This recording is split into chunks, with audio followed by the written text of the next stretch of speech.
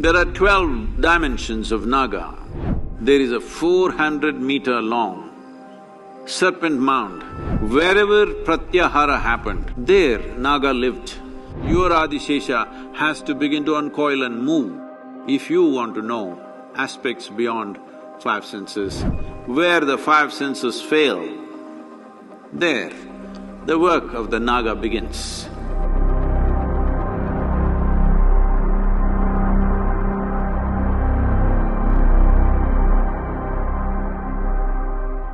There are 12 dimensions of Naga which are worshipped in India.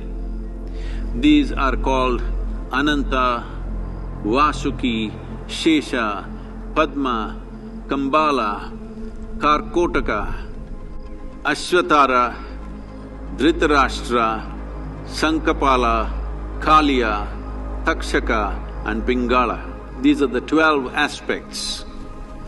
These 12 aspects also relate to the 12 aspects of the calendar, the 12 aspects of the stars and stuff that people read. In various cultures, literally across the world, you see symbolisms, symbolic proof. From 20,000 years onwards, you will see various artifacts around the world showing how snake played an important part in their mystical journey of those tribes in variety of places, from Russia to China, of course India, Africa, Egypt, Greece, South America, North America, everywhere you have serpent symbolism representing this. And in North America, we discovered there is a 400-meter long serpent mound in Ohio, 400 meters long, overlooking a very big crater which could have happened either because of an asteroid hit or maybe a gas burst, they're saying. We do not know how it happened. But a 400-meter long serpent built with mud, a mound, it's a serpent mound. So, various people across the world have come to this not by transportation of cultures, that also has happened, but that is not the reason why it's happened. Wherever people perceived something beyond five senses, wherever people spent time, more eyes closed, Pratyahara essentially. Pratyahara means you withdrew your senses. Wherever Pratyahara happened, wherever withdrawal of sense happened, there Naga lived.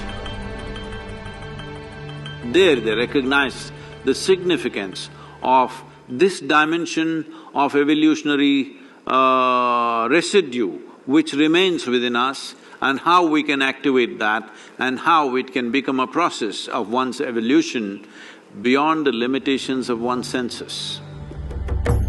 The snake which is around Shiva's throat is referred to as Vasuki,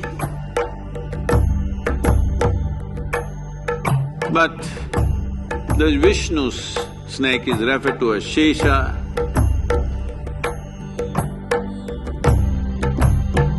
If you do not know this, those of you who learnt early part of your school, you did in local languages in southern India, if you did, either in… I do not know what's the word in Tamil, but in Telugu and Kannada, if you're learning mathematics, Shesha means remainder.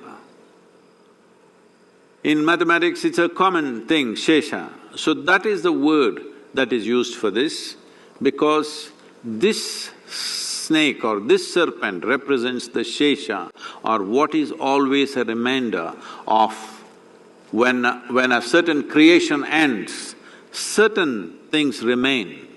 A certain core aspect remains, which once again germinates into another creation. So it is upon this Shesha that Vishnu rests. That means when he is resting, when there is no creation to maintain, he is resting on Shesha, what is remainder.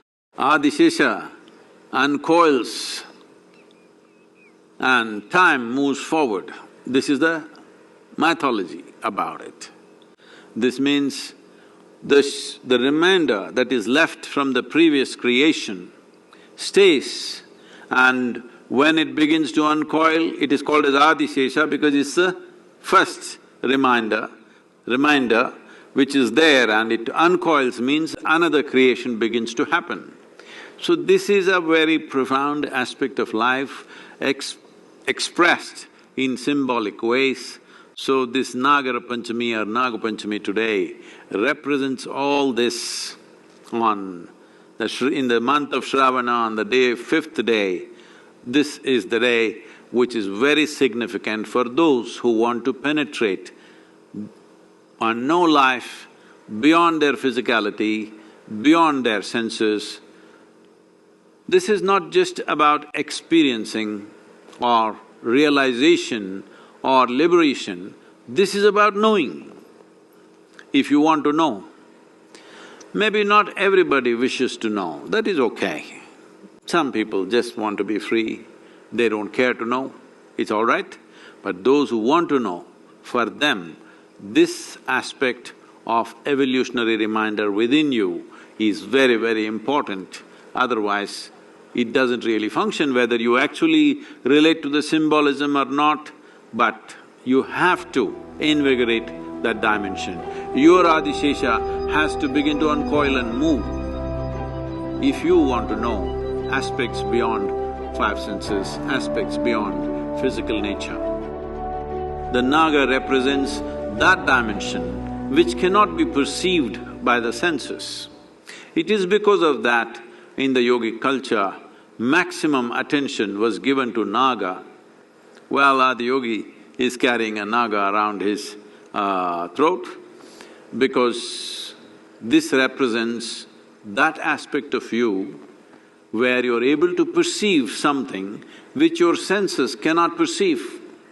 Where the five senses fail, there the work of the Naga begins.